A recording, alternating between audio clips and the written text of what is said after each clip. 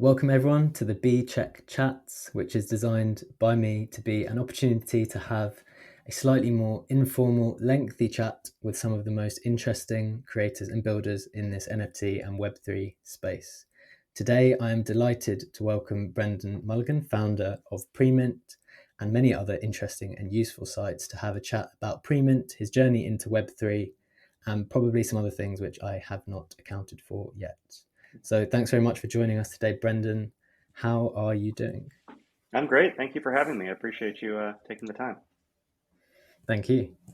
So I think it makes sense to start. The main reason I reached out to you to have this conversation was because I heard about Premint on the creator side, and then obviously this collector pass has come out after.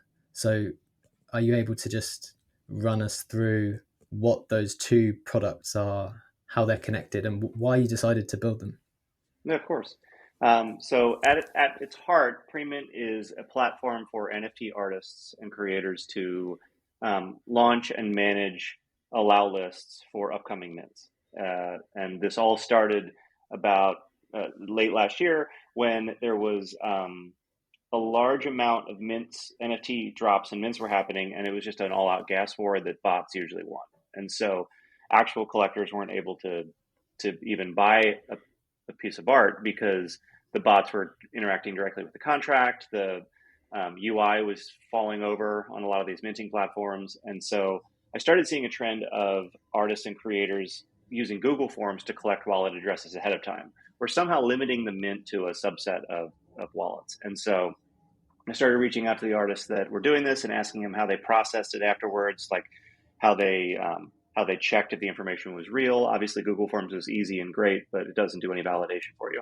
And found that it was actually a lot of hard work after collecting the addresses to figure out what the allow list was going to be. And so what we did was built a very simple interface that allowed you to go in, you connected a wallet, you connected Twitter, and you connected Discord, and you could join a list. And that was basically the tool. Artists could launch these pages that had those three buttons on them.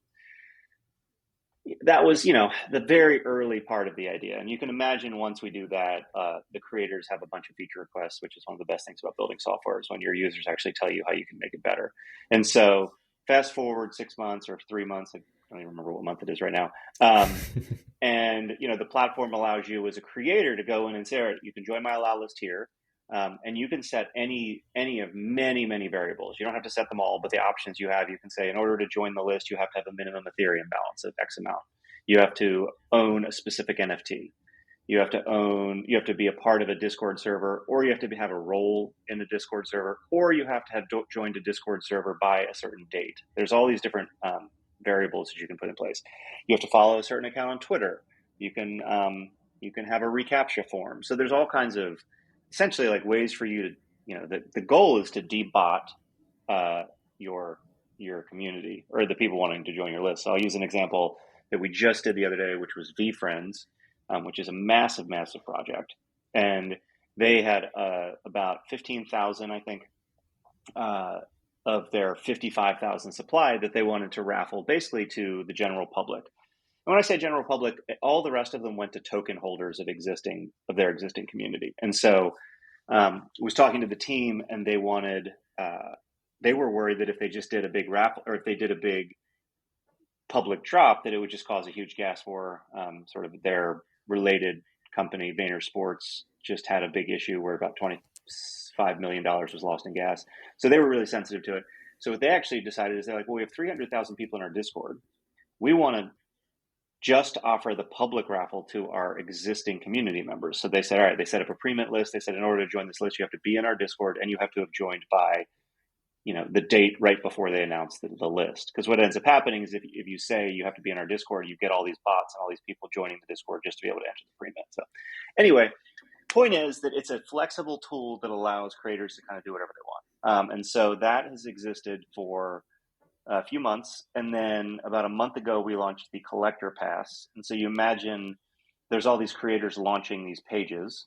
And then there's these collectors coming to sign up on the pages. We had never really built anything to help the collectors except being able to join the list. So you join a list as a collector, and there is a close window button.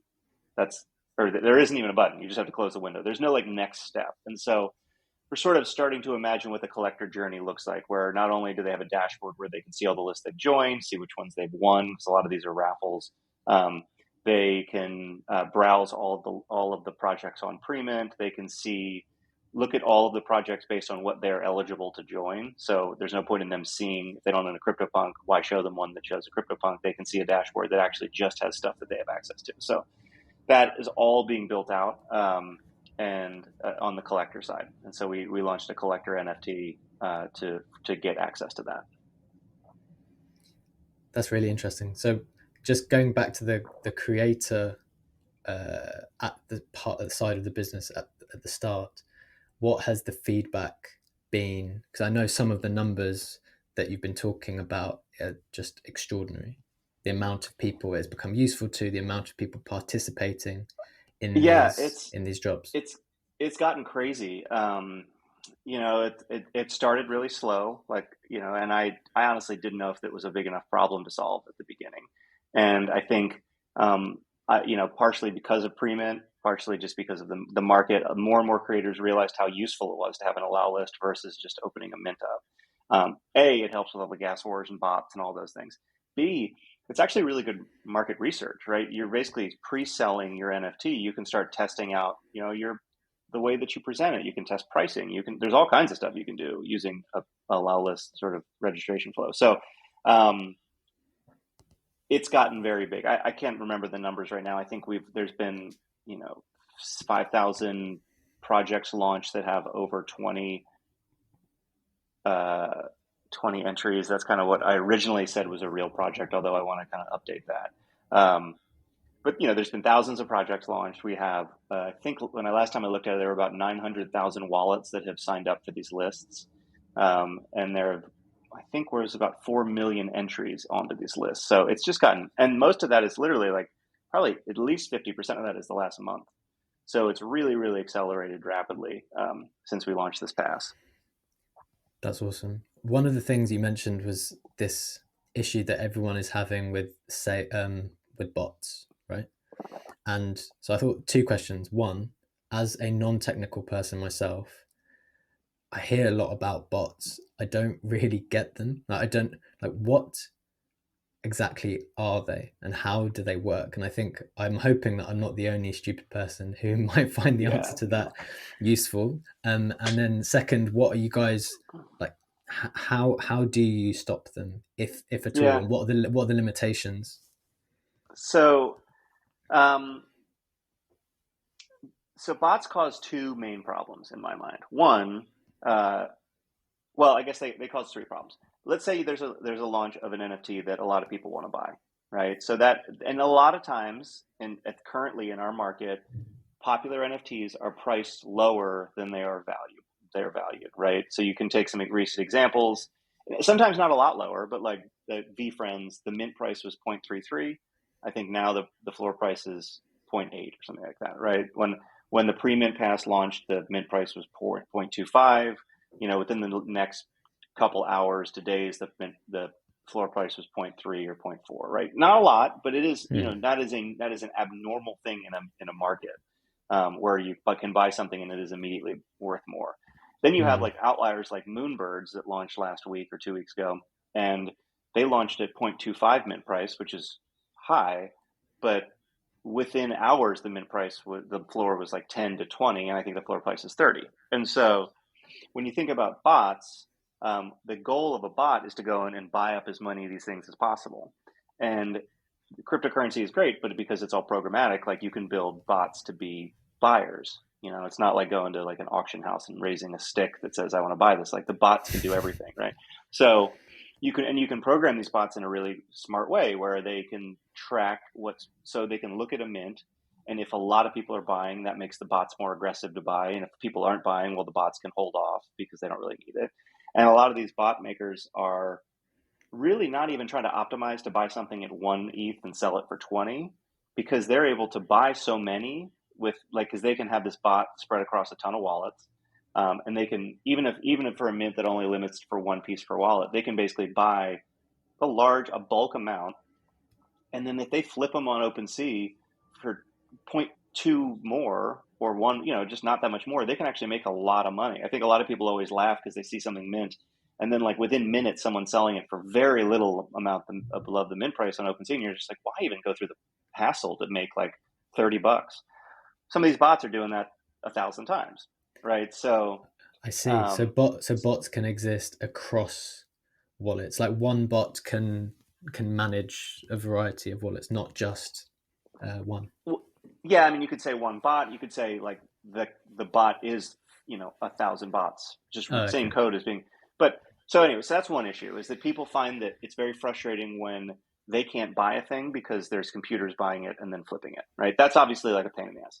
That's just like, so that's one problem to solve. Another problem to solve is when bots are doing this, because they have basically already calculated what their profit can be, they're willing to pay a higher gas price. So when you go to buy something on Art Blocks and the Ethereum window pops up and says the gas here is going to be $20, and well, the bot already knows that, and so the bot's going to charge, willing to pay 21, and so the bots are all like rapidly adjusting their bids, and so most likely the bots will beat you.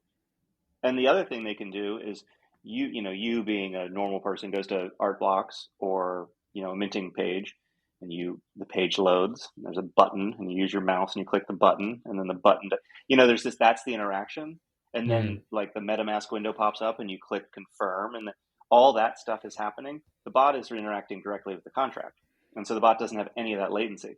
So you take all of this together, you have a lot of bots putting in a lot of bids very quickly against you. What ends up, and they're all bidding the mint price up a little bit. What ends up happening is a massive gas war, and everyone is having to spend an inordinate amount on gas and on transaction fees to try to mint. And because the bots generally are faster, a lot of people will have to pay the gas, but actually will lose the bid, and so they'll lose that money. So you got gas war happening where gas is going up in price, and you have normal people who are paying the gas price just hoping to get the piece of art or to get the NFT, and then they don't, and they lose that money. And so what ends up happening is like Vayner Sports, which is very popular mint.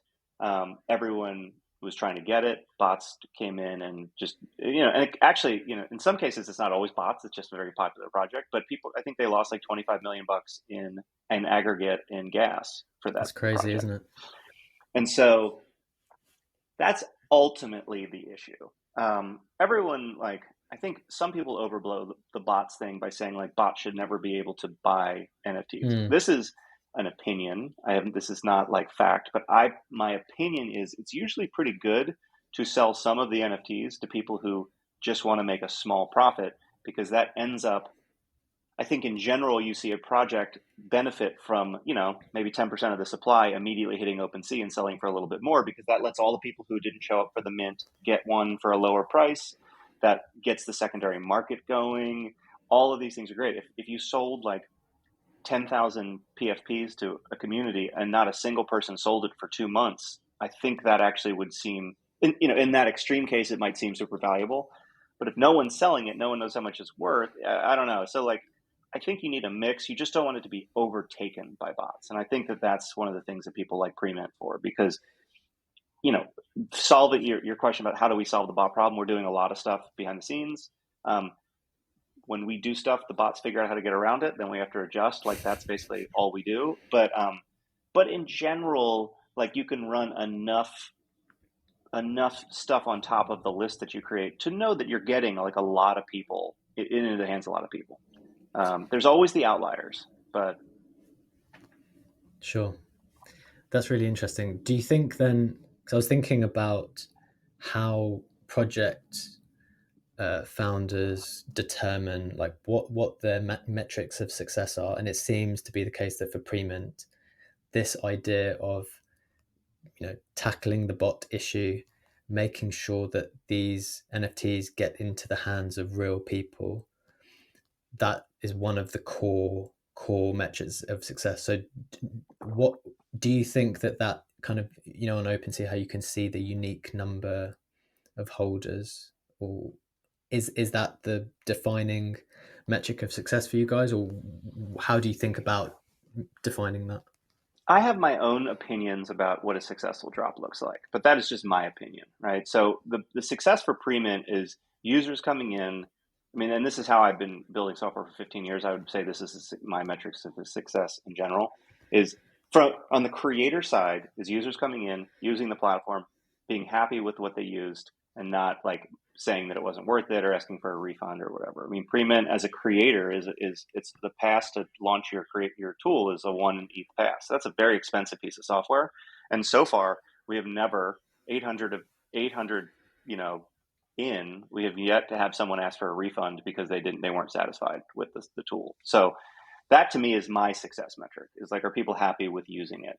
My hope for the users would be, uh, I have a hard time arguing that selling out your drop is not the ultimate goal. I think that if you're going to do a drop, unless you're doing some really weird thing, in general, you want to sell the primary supply at the time of mint or very near it.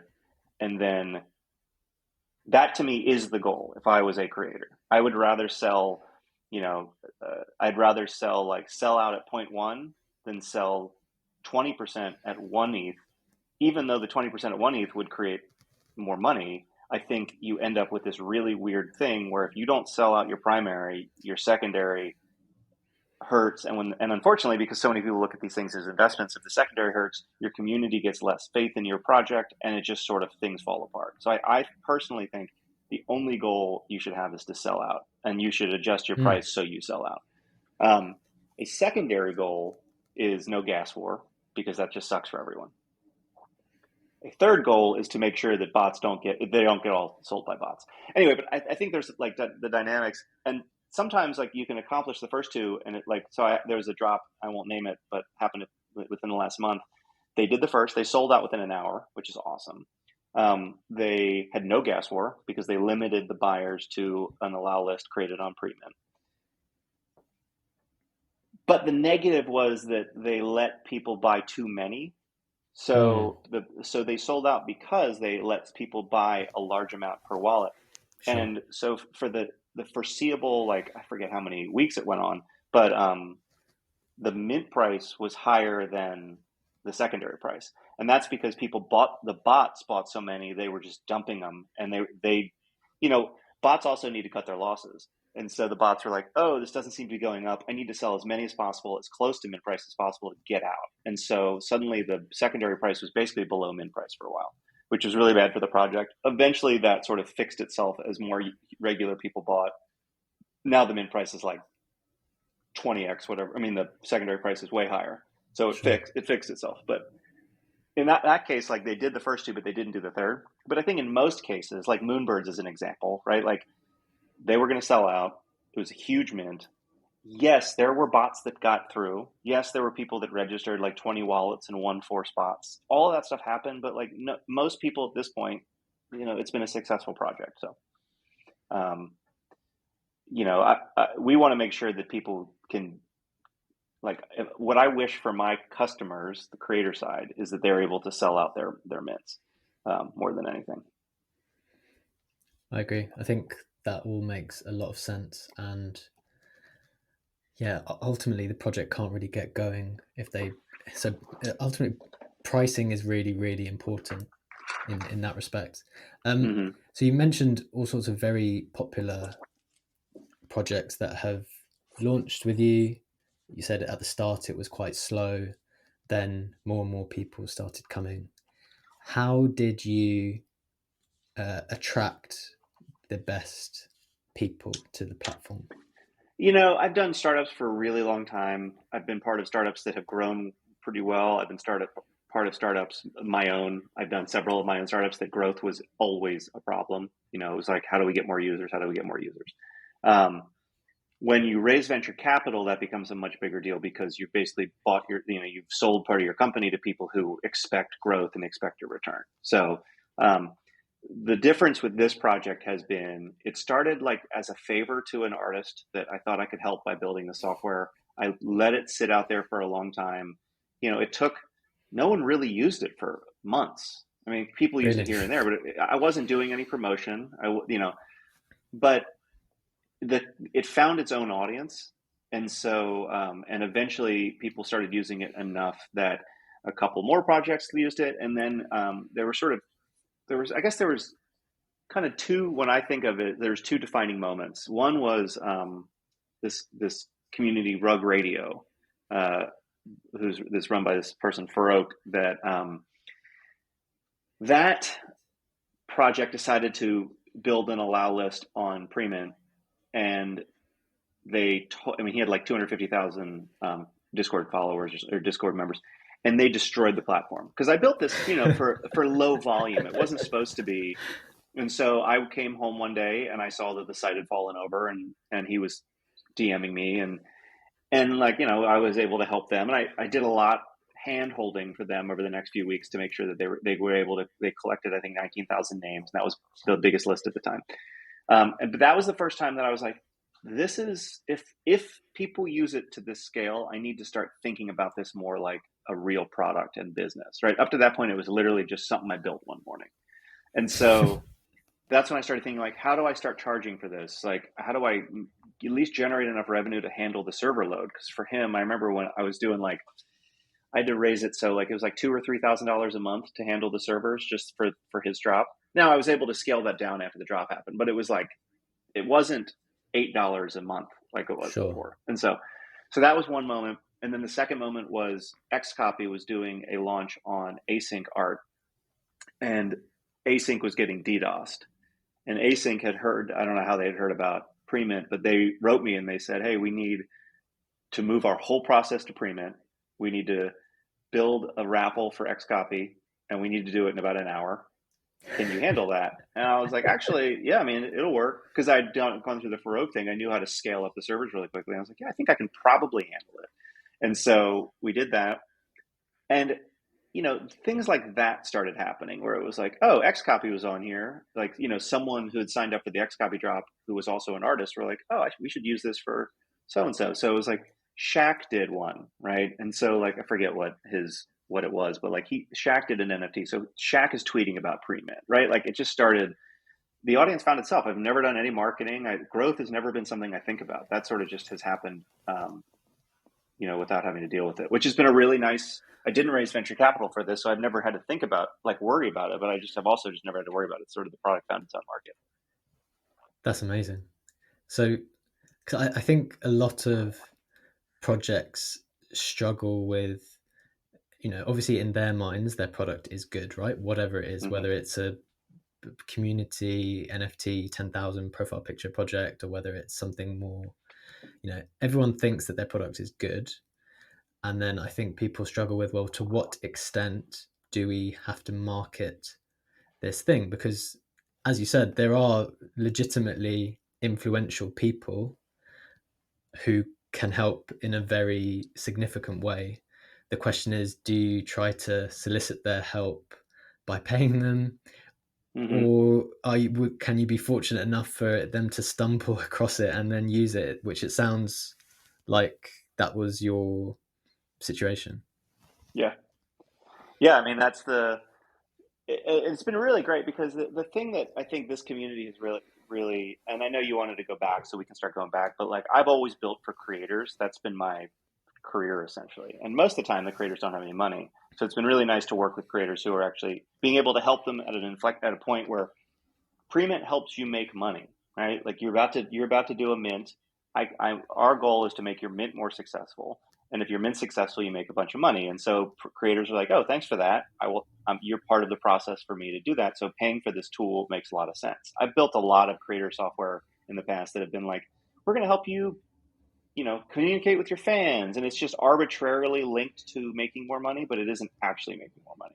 And so, so this tool has been great, because people are relying on it to actually generate revenue. And therefore they have lots and lots of usually really great feedback on how it could help them generate more revenue, or help them, accomplish their goals.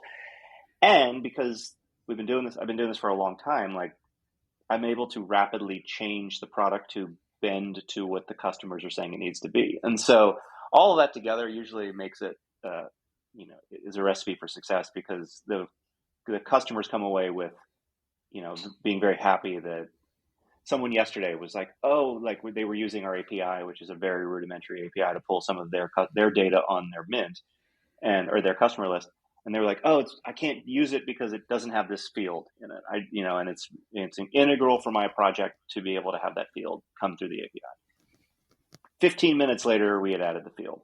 And like, that field will also be used by other people in the future, right? And that person walked away being like, oh my God, like this just saved my ass. And so you do that over the course of many months, you end up building a product that has a lot of great features that people want, but also you win a lot of people over with who like then go and tell their friends who are also doing mints, like you have to use this. Not only is it a great tool, but they really are helpful if you need something. So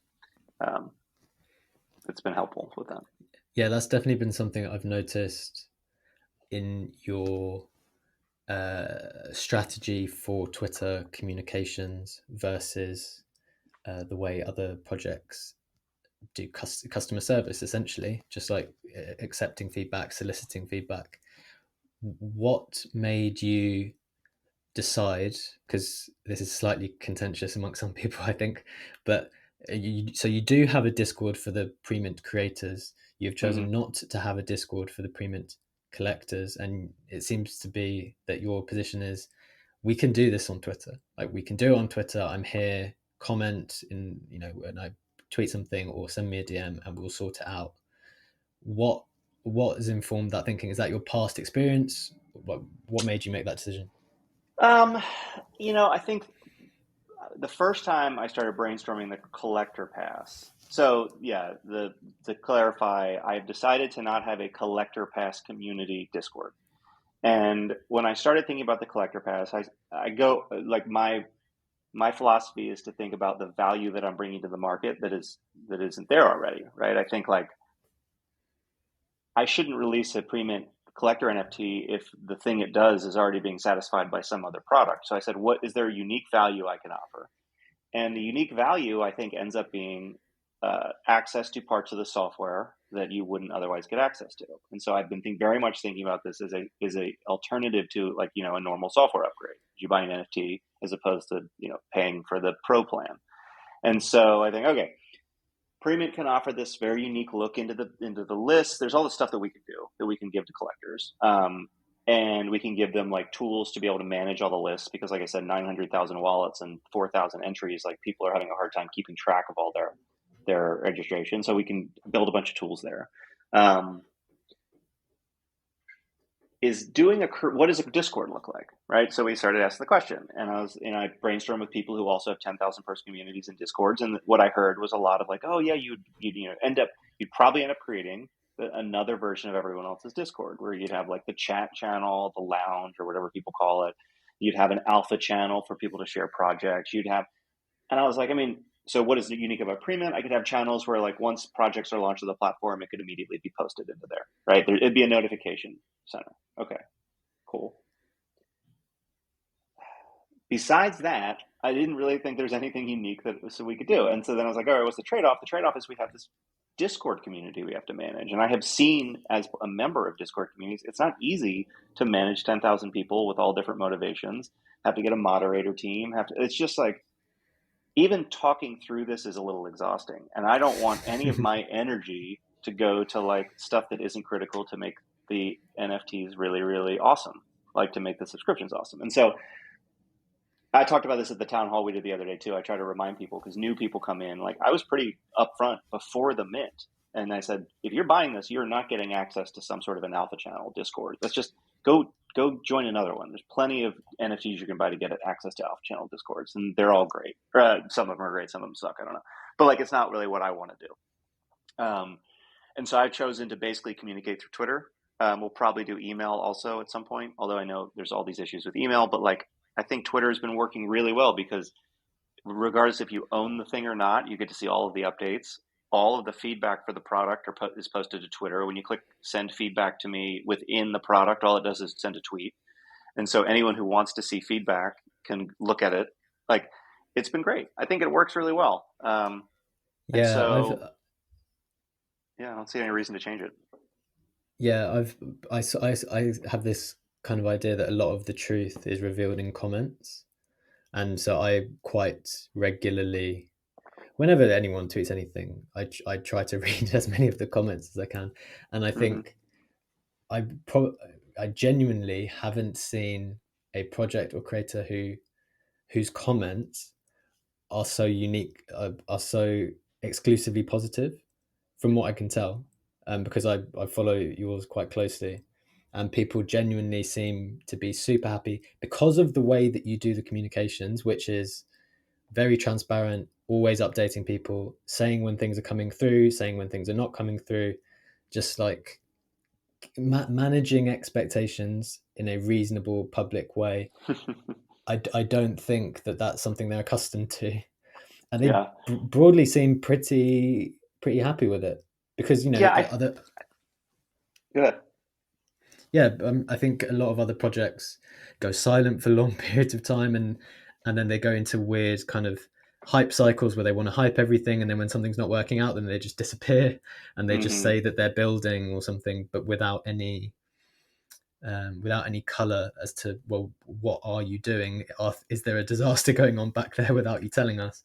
So yeah, I think it's going quite well, but it's not something common.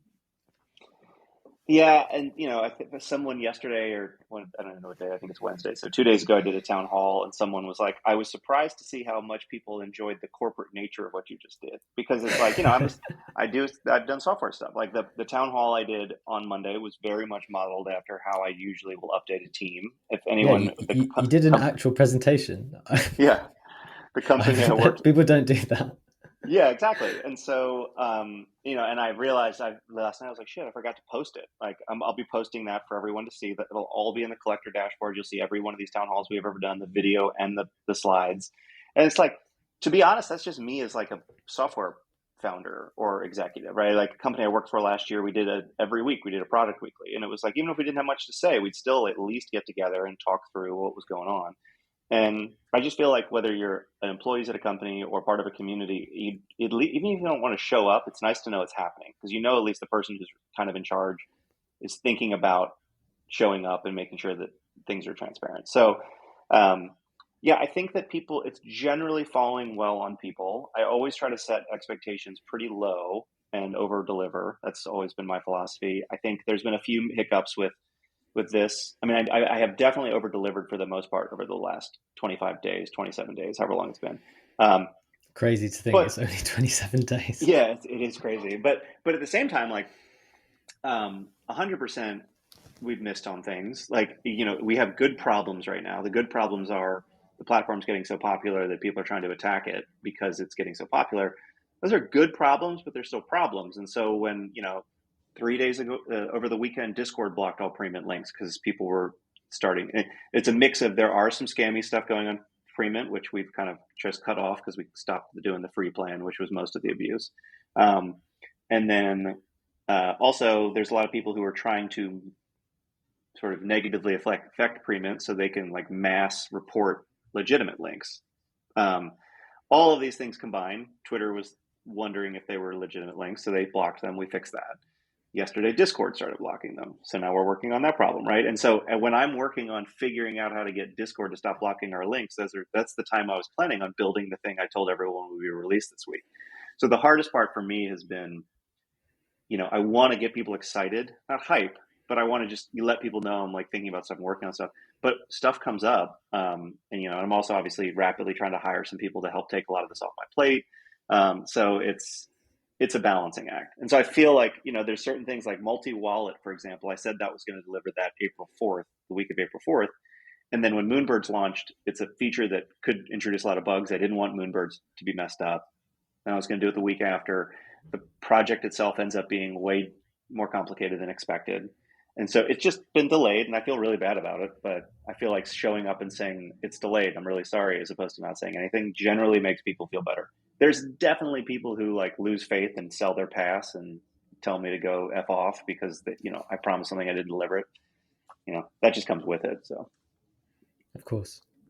Um, you mentioned this thing about, well, I think I mentioned it about transparency and people being in the loop. This is a general question about the space and whether you thought about this or not. Do you think being doxxed, like your face out there, showing up, doing the videos, you know, being a human that people can see, makes a tangible difference? I would like to think it does. I just couldn't imagine doing it any other way, just because I've been doing software for a while. I mean, it's been funny for me to like get pinged by. I mean, I'd say 99% of the people I talk to every day are just avatars with weird names, right? So that's fine. I mean, to be honest, it's like kind of it's fun, but also a little bit weird and It lonely at is weird. times to be like, Yeah. I'm getting screamed at by someone who isn't even willing to present who they are. So like, I want to hear you as a customer and listen to your feedback and like improve the product, but at the same time, like you're not even willing to tell me what your name is. So like, I don't know. It's like in the pre Web3 world, it would be really weird for like imagine calling like your Visa card and being like, I want my money back. And then being like, well, who are you? Well, I'm not gonna tell you who I am. Just give me, it's just this weird level of anonymity that it sometimes I think makes people probably say things they wouldn't say if they actually had their face on there. So it's a weird position to be like kind of one of the only docs. I talked to Kevin Rose about this a lot because he also is a doxed founder doing a crypto project. Um, so it's just a little weird. At the same time, I think it is gives people a lot more faith in I'm not some random person that's going to steal all their money and then disappear or something like that, right? Like it's a lot easier to like be like, oh, I can look at this person's LinkedIn. Anyone can look me. I mean, you search my name, you see all the shit. And Mm. so like I think that makes people feel a little bit more comfortable with like I immediately enter with this like everyone says Web3 is trustless, right? Or is that what it is? Is that what we're supposed to be? Yeah, that is what it's supposed to be. Yes. Yeah, you're not supposed to need to trust people in Web3 because all this stuff is transparent, blah blah blah. And like I don't know, I think that's personally like I would rather trust people. I'd rather like know I can trust someone. Um, Hmm. and so I think people generally see this. They're like, oh, okay, well we can make them bet. Like so I know people bought the NFT because they're like, I don't really understand what it's going to do, but this is someone who like sold a company to Google, who has launched a lot of stuff, who has shown his face and his name. Like that's probably someone that I can work. I'm not really worried about this person like after the mint taking the money and moving to some other country, right, or whatever, disappearing off the internet. Like it'd be really hard for me to disappear. So I think it helps in that sense. Yeah, I think there's an interesting question about, because I think a lot of people who are coming in might struggle with, or they might just do the anonymous thing because they think that that's the thing that is done right here. And I think, yeah, there's a question about to what extent is your real life experience relevant versus your ability to execute on something. So I think Yeah, increasingly people think, well, if I can do the job, it doesn't matter what I have ever done in the past, ever. Like I can just prove to you that I do it. I create a good product. You shouldn't need to care about my history, what university I went to, what job I used to do. Like nothing is relevant. I can if I can prove to you that I can do the job. And I sympathize with it a little bit in that yes, I think if you are capable of doing something, then yeah, that's obviously helpful to the person you're working with or for. But for more lasting relationships, as you say, like it can be quite lonely. It's not a particularly nice space to be working in endlessly with anonymous people because you can't quite build the trust and the relationships that make it yeah, yeah, worthwhile. I don't think. yeah. And I think you just hit the nail on the head, and that's why I think that I'm 100% okay with it, and I love some of like the. I think it's great. Like I am coming from the perspective of a experienced like somewhat successful from the standpoint of like I have a track record of doing some good stuff. White male, right? So I'm kind of like there's a lot of challenges that I don't face at all, right? If I was as a 22-year-old fresh out of college white male, well, yeah, I'd have an advantage from the white male side, and like there's a lot of crap that I wouldn't have to deal with because of that. But I wouldn't have the experience, and so people would write me off because I don't have experience. If and then you can go down the road of like all of the different permutations of that. So I have privilege because of my experience and just because of born as a white guy, right? So that does help. And I've certainly talked to a lot of people who love the spirit of Web3 because they are just a bored ape that is who they are.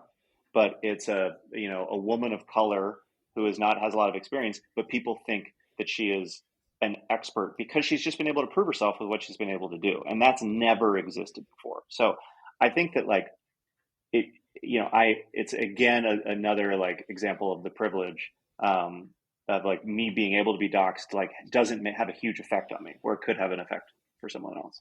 At the same time, I think the experience thing is a big deal because I've definitely talked to like Discord moderators or collab council members. I have no clue. I've got a bunch of people helping with collabs. I don't know race, color, age, whatever. All I know is like they've helped other communities do this thing. They seem to know what they're doing, and so I'm like, sure, great, do it.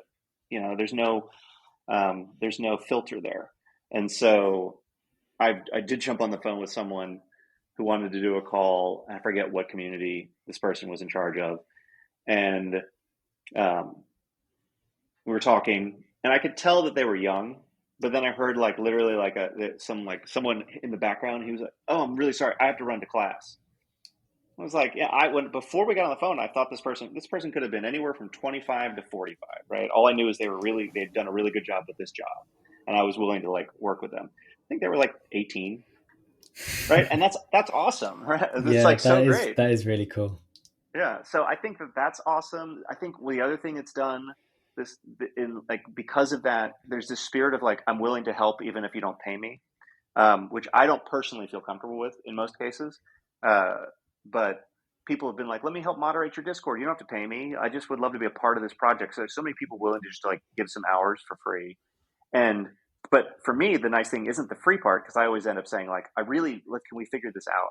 Although you do have to get doxxed. Like I don't pay people in crypto because I'm a real software business that has to pay taxes and has to account. So there are people that I don't pay because literally they've been like, well, if you have to pay me in fiat, I don't want money, which is so funny, but whatever.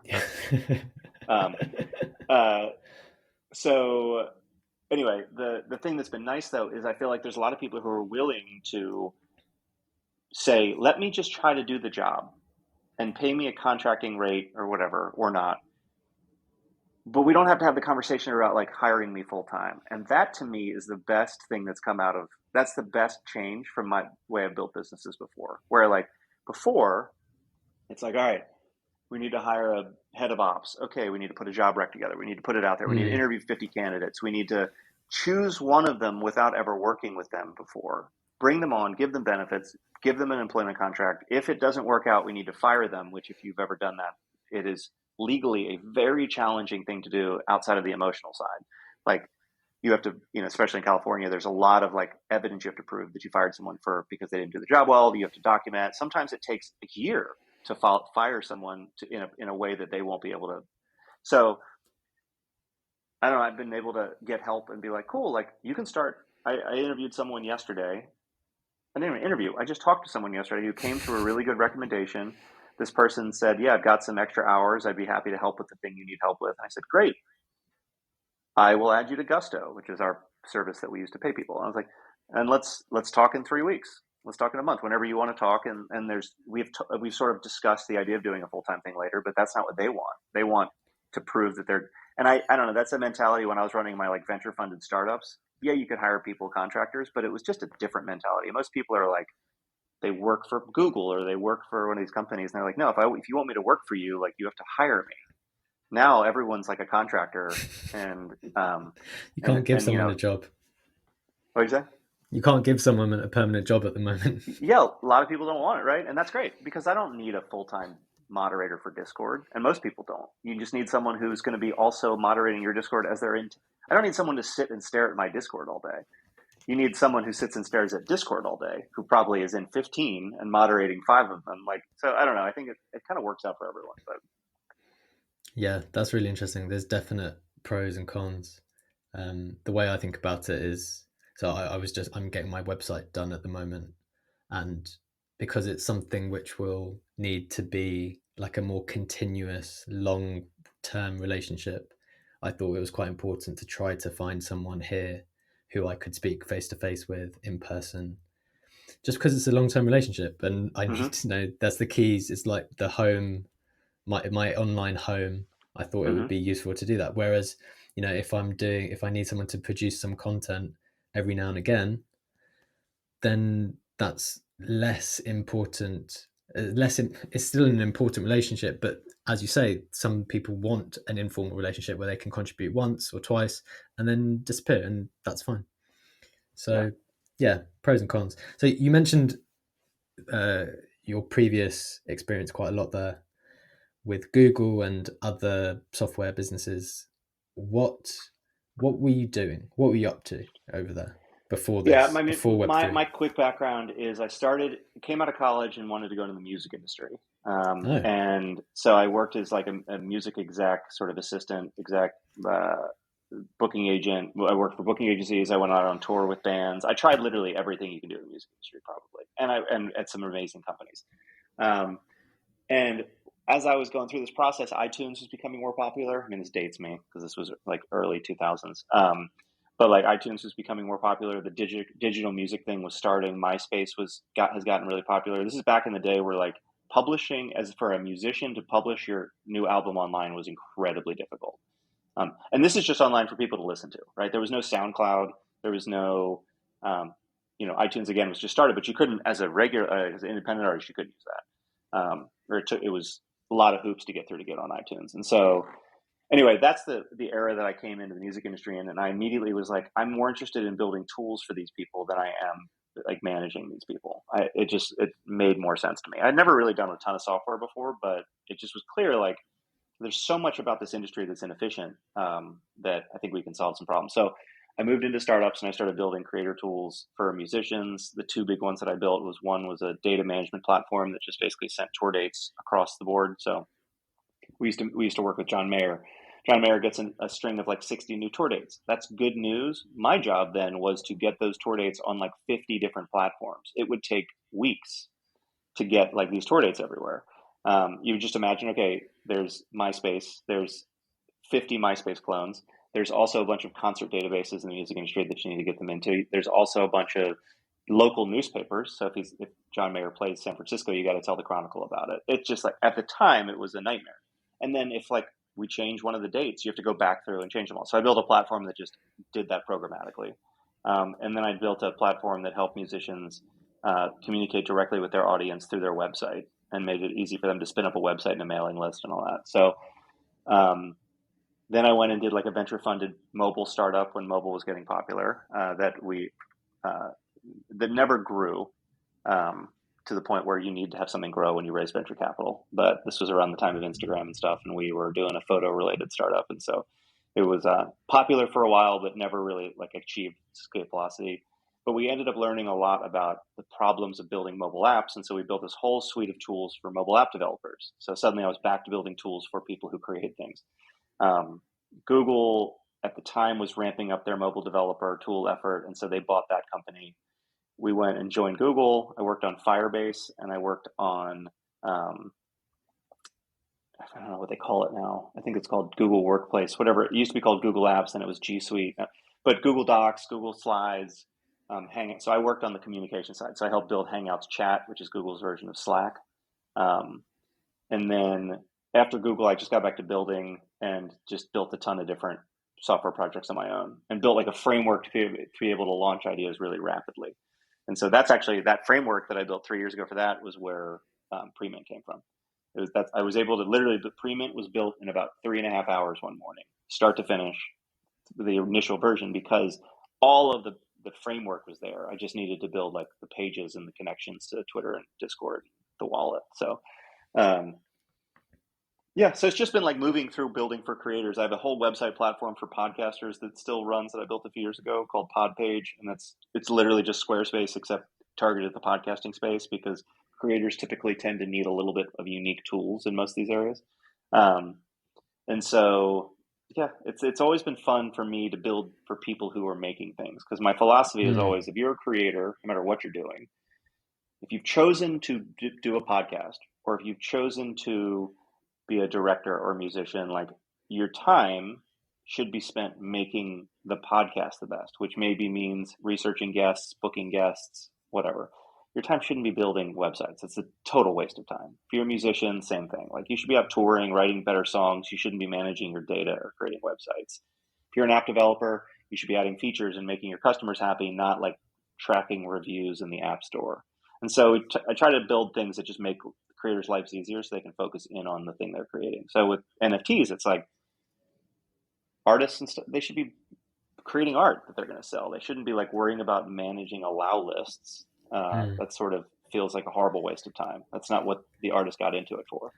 Did you think then, like, did you even see the jump from Web 2 as such as a jump to Web 3? Because in a sense, it sounds like then that you used to build stuff for creators and now you still build stuff for creators. So in a way, has there been a jump in your mind? Because essentially your core your core product in a way, or the core service that you provide is sort of the same, just the medium has slightly Yeah, I changed. mean, How do you? it's a different audience. There's definitely like fundamentals that are different. There's like uh, the concept of I can verify that you should be able to access this list because I can check that you own something is a fundamentally that's what core concept is what got me into NFTs So that's what because excited you about this space. the idea that so like I've always run these different software products and I've always been like, oh, like for my podcast website service, I'm like, oh, there's all these other podcast services out there. And I'd love to offer people who are members of these different services. We're using Riverside right now. Like, I'd love to offer people who subscribe to Riverside a discount for my podcast website service. To do that, I need to go and do a deal with Riverside. In the NFT world, I can just be like, oh, if you own the Riverside NFT, if you were paying for Riverside through an NFT, I could be like, well, if you own that, you can also get a discount here.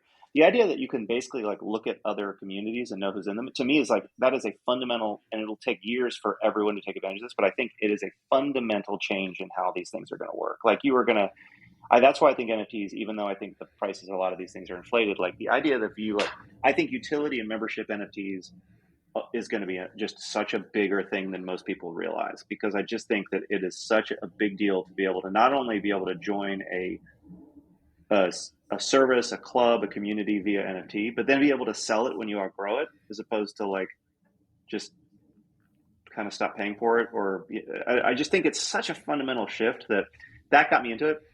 But no, I mean, my transition from Web 2 to Web 3, it's not like suddenly I had to learn a new language, right? Right now I'm using most of the same languages I used before. I'm using APIs that happen to talk to Web3, but before I'm using Twitter APIs and also Alchemy blockchain APIs. So it's like, for me, yeah, I've tried to apply a lot of the Web2 psychology and like approach to a Web3 audience, but I think the jump was more like what this new technology enables will make so much difference. The other thing is like the concept of wallets. I mean, it's really kind of a pain in the ass if you think about it. Like everyone bitches about bots. Like the reason bots are a problem is because wallets are anonymous. Mm.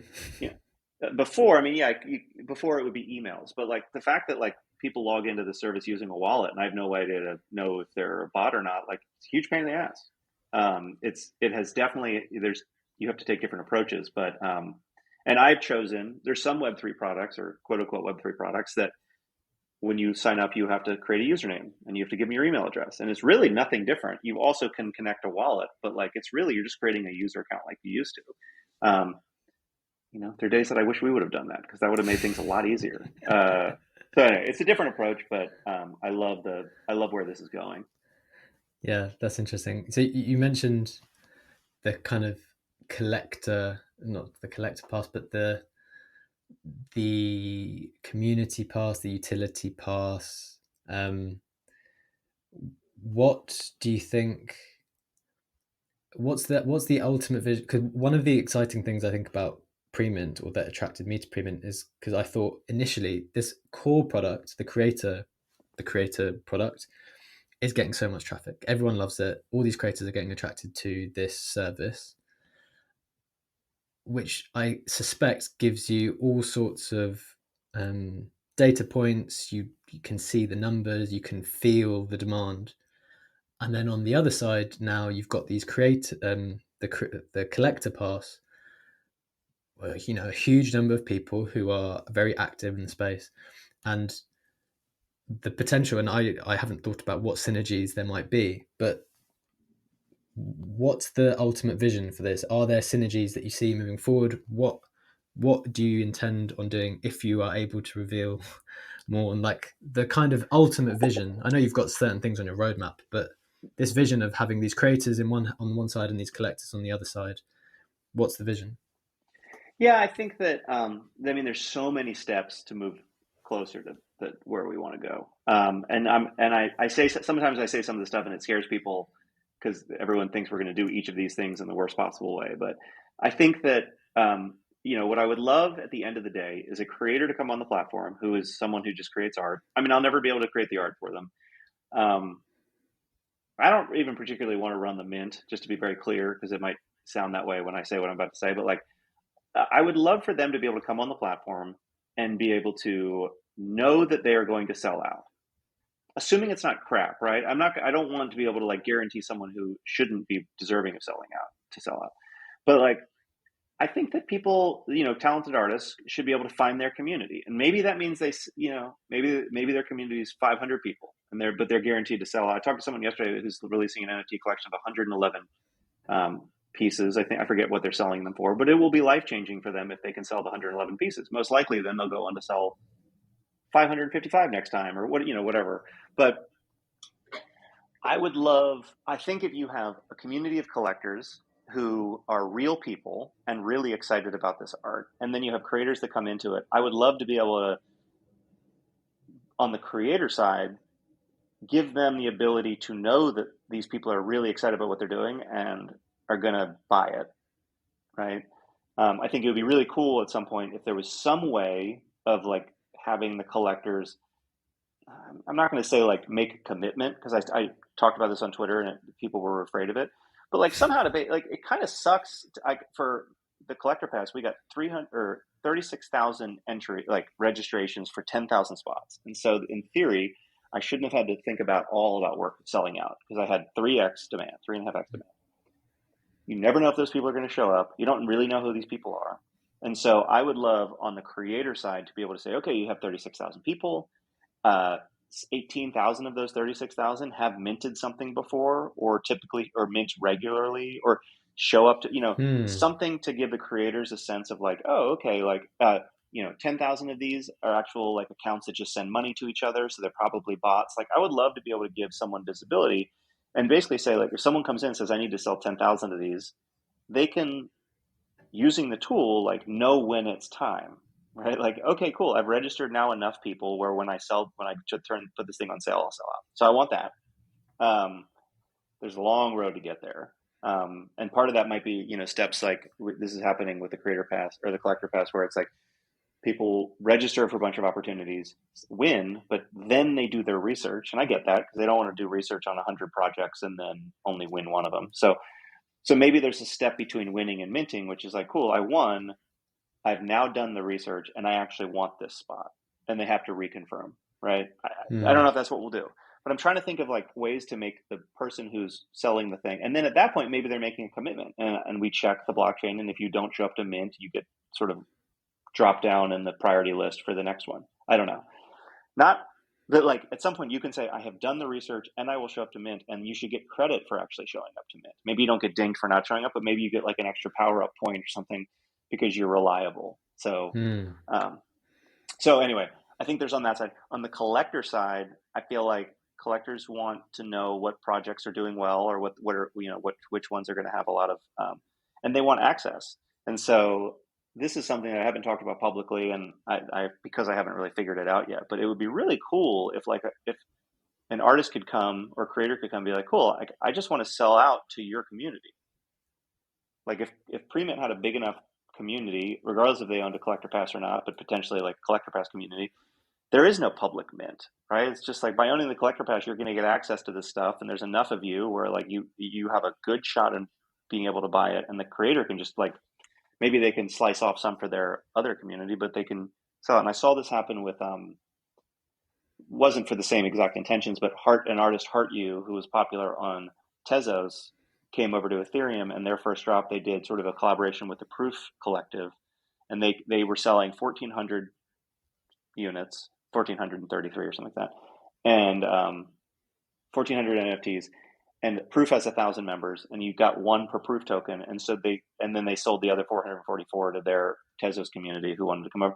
But it was like they kind of came in with an embedded sellout scenario, which was awesome, right? The Proof community was excited to get access to it.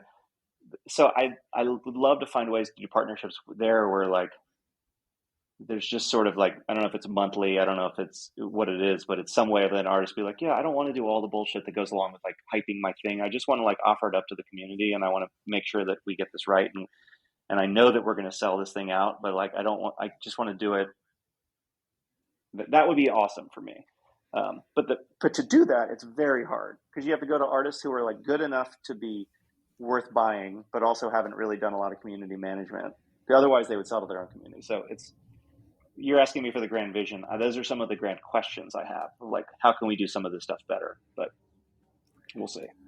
Well, that's exciting. It's nice to have some interesting questions because, that makes the future interesting, right?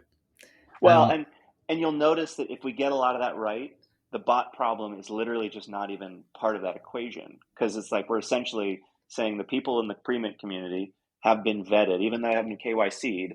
Like we've vetted them. We've been able to identify bad actors, and so if you do offer your thing up to the community, you're going to get people to buy it. And so I don't know. It would be great. I think this is like it's going to take us so long to get there, and we obviously want to make sure we do it right. But I think it'd be cool. Yeah, that's super interesting. I think a lot of that stuff would be valuable to lots of communities are kind of grappling with that same issue, right? Like how can we provide as much value as possible to this group of people who have now decided to congregate around an NFT or around inside of a Discord or anything like that. So I think that's really helpful to have those questions, the grand questions asked. Okay, I'm quite mindful of your time. I just had one more general question and then just a final wrap up thing. I just wanted to ask, in the space at the moment, is there anything in particular that you, whether it's products or attitudes that you like or dislike? I've only haven't even been fully embedded in this space for a year. I bought some, like I think I Me bought some too. V-bits when they came out. So, but then I kind of put them in a wallet and forgot about them for another few months. It wasn't until like late last year that I started getting more into it. Oh, that's I good have because they went noticed up like in value yesterday, by the way. I don't I know if heard you saw about that. that. I saw that. Yeah. Um, It's good to forget the about stuff sometimes. Yeah. I would say that I feel like there's a level of camaraderie that isn't as high as it was, a few months ago, which I think is a shame. But I still think overall, like it's a very positive and uplifting space in general. Um, so I think all of those trends are still good. It's not as great as it was, but I think it's still really good. I think, like I mentioned, I think the most exciting thing that's going to come out of NFTs in the next few years is going to be membership and utility NFTs. I'm doing a kind of a grand experiment with software license fees based on an NFT. I think there's a lot of problems with it, but there's a lot of opportunity to figure it out. And so I think that stuff will just keep happening. I think and so I'm excited to see more of these, like more utility being put into these projects. Not that I think that every project should have utility. I think like I was just talking to an artist yesterday who was excited about releasing an NFT and getting into the space, and they were terrified. They're like, well, I don't know. I mean, I don't really need to make a lot of money from this, but I don't know if I can guarantee the price is going to go up. And do I have to like fly people around the world and promise things like to be able to, so people think there's more value because they'd seen I'm giving a free ledger away to all Premint pass holders. And I'm doing that. I mean, the Premint collector pass is more valuable now than it was at mint. And so the value of the ledger is sort of not really a big piece of it. At mint, the value of the ledger would have been like 10% of the value. And I thought that would be cool. Now it's such a smaller percent that I'm like, no one's going to buy it or sell it because of a $60 ledger or 70, whatever, however much the ledger costs. But they were kind of concerned. They're like, well, you're giving things to your people. Do I need to be doing that? Like, I think that like art projects should just be able to launch and not have utility. That said, I think it's exciting when people want to put utility behind it, and I think that that's why Moonbirds is getting so much attention so early, because people are betting on that it will be more valuable than just a picture of an owl, right? I think that's why the ape stuff has pumped a lot more because they're showing like, oh, you own this thing, you'll get access. They've been doing that forever. Like, oh, you own an ape, you get a mutant or whatever. I've never owned an ape, so, but you've been getting stuff for owning it, and I think like that is utility. So I think people are thinking a lot more about the utility behind the NFTs, which I think is going to be a really fun zone to enter. And I think we'll see this across the board. I think you'll go to a lot more conferences where you can access the conference, or you can access the VIP section of the conference, or you can access partial events, whatever, talks and stuff, because you own an NFT. And suddenly it's like, oh, well, I should probably just keep this thing. I should stop thinking about like buying the Premint pass to sell it at some point. It's just worth having because it's going to hopefully unlock some stuff in the future that might not be valuable, but might be fun. So that's what I'm most excited about, seeing people get really creative with that. Yeah, it's kind of we operate in a weird world in one respect where the normal world doesn't operate, where if you like the idea of something or if you like a product, you buy 6 because you want to go and sell 5. Like, I think that's definitely one of the things where we've lost the plot to some degree, because if you think something's good, people just like buy 10, and in the normal world you don't do that. Like, if you think that something's good and you think a product is useful to you, you'll just buy one and consume it as a as consumption. So yeah, maybe we'll see a bit of normality in that respect. Yeah, it's funny when you have something like Bored Apes or I don't know, any PFP or any NFT that has traits and attributes. Like, it makes it, you can argue that buying more than one is cool because you might want to have like one day you feel like a ape with a hat on, the other day you feel like an ape with sunglasses on, or whatever. You like the art, and it was funny because the Premint collector pass, for anyone who hasn't seen it, is just a picture of a digital card. There's no difference. It doesn't even say like what token number you own. It doesn't matter. Everyone is identical. Everyone has the same amount of benefits and all that. Some of these utility passes, they're selling 10,000, but 2,000 are like the gold card, and you might have minted a gold card, and that gives you more. I haven't done that. It's the same exact thing for everyone, and so. And I did not launch this to be an investment for people. I launched this to be a utility pass to access software. So people, someone said like, oh, I'm going to buy 10 of these. And I actually did a call with a couple of DAOs that wanted to buy in bulk before the mint. And I had to do a call with them and then a follow-up call and to get verification that they had told their DAO this, because I was like, if you own more than one, is no better than owning one. Because I don't involve myself with the secondary market. So, and my advice is to not buy this as an investment, because that is not at all how I'm thinking about this. And that is not at all like what my motivations are going to be. I will continue to make it more valuable because the software will get valuable, and that might be represented in the secondary market. I have no idea, but this isn't like that's not where my mind is. So I saw people thinking about buying them as like investments, and I was like, that isn't what this is. Never talked about that is what this is. Like, so I would recommend buying one. And so I'm really happy, like right now, that I think I haven't looked at this morning, but like when I go to the OpenSea page, I don't look at the floor price. I look at the number of owners. And I think as of yesterday, it was like out of the 10,000 passes, I think there were like 8,200 owners, which to me is like, and I know that there's a couple DAOs that are holding several hundred. And so I'm like, I think we're probably at like 9,000 unique owners if you factor in like those DAOs. So it's just like, I love that. I'm so excited that that's the case. And like you said, like you don't buy 2 subscriptions to Figma. You just buy the one and you use it. I mean, maybe I'm wrong. Maybe you pay Riverside 15 times just because you love Riverside, but most likely it's like. No, at the same time, like all that said, like I'm giving away ledgers. So if you own 10 passes, you get 10 ledgers. There is value with owning potentially more than one, but as far as accessing the software, there isn't. But for other things that we do, there could be value. So I think that's why people do it. Yeah, I think that this space is definitely messed with our heads a little bit. I probably haven't helped the distribution. I bought quite a few as well at the very start. But yeah, it's something which I think ultimately is works itself out as people start to realize, like, okay, these are useful things, but I don't need in the same way that in normal life I wouldn't do this, so I probably don't need to do that well, and that said, I feel like it's unfair to not mention this because I talked about this at the town hall Monday. One of the biggest features for Premint from the creators has been my community members might own three NFTs, and when I do a raffle, I'd like for them to have three chances to win as opposed to one, right? Okay, that's And interesting. that's like, that makes sense. If you spent all the money on your Bored Apes and you have an opportunity to win something based on your Bored Ape ownership, it sucks to only have one. So what most people do who care is they transfer the apes to three different wallets and enter three different times. And that's fair, but I don't want to have to make people do that. That's like a huge pain in the ass. So it's 100% coming to Premint that if you own multiple of a token, the creator can set, not me, Brenden, the creator can say, people can have multiple raffle tickets if they own multiple tokens. Like, I would 100%. Why wouldn't we add that? That seems like the most fair thing in the world. So, if you own multiple Premium creator passes, you'll potentially, for the creators that want to offer that, you might get multiple. So there will be reasons to own more than one of any token for some of these things. So if you want 10 ledgers, you can buy 10 passes and get 10 free ledgers if you want that. So I'm not. I want to mention that because I want someone to be like, "Wait, you're saying here that it's not worth having more than one, but on Monday you talked about it." Like, there will 100% be reasons that if you own more than one, it might be valuable, but that's not what.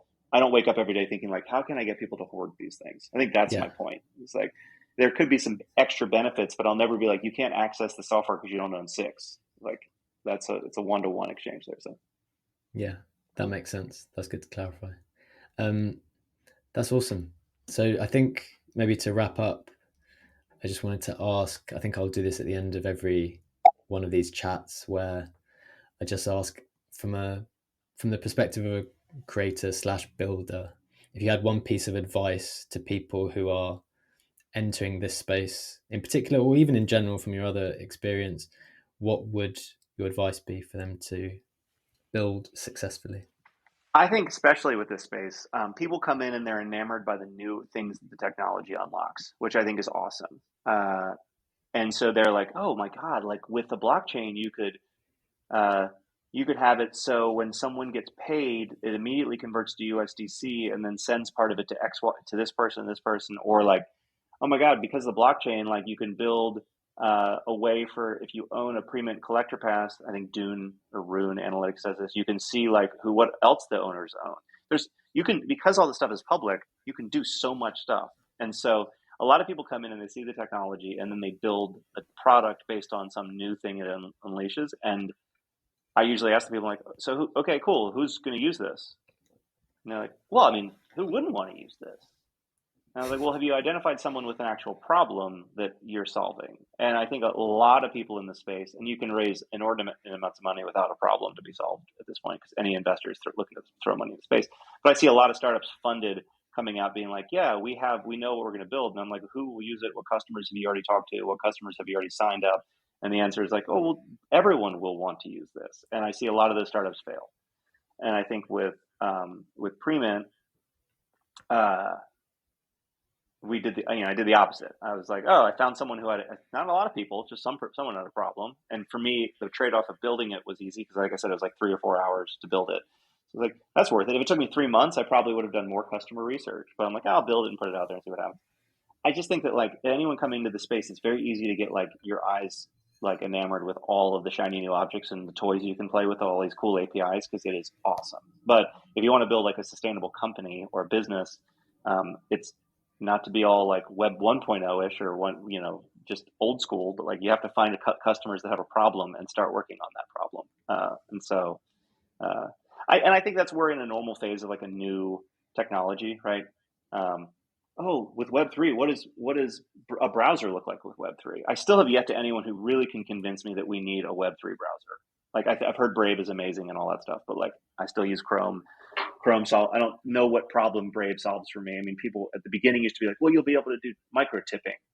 I don't with that or whatever. And I'm just like, I don't think that will ever be a thing, at least in the short term. So, um, but people come in and they're like, oh, Web3's here. Now we need to replace all the Web2 stuff. And maybe one day we will. But like, do we really need like Twitter in Web3? No, I honestly do not think I think Twitter's fine, even with Elon running it. Like, I don't think, I don't think suddenly it's like, no, we need decentralized Twitter. I think that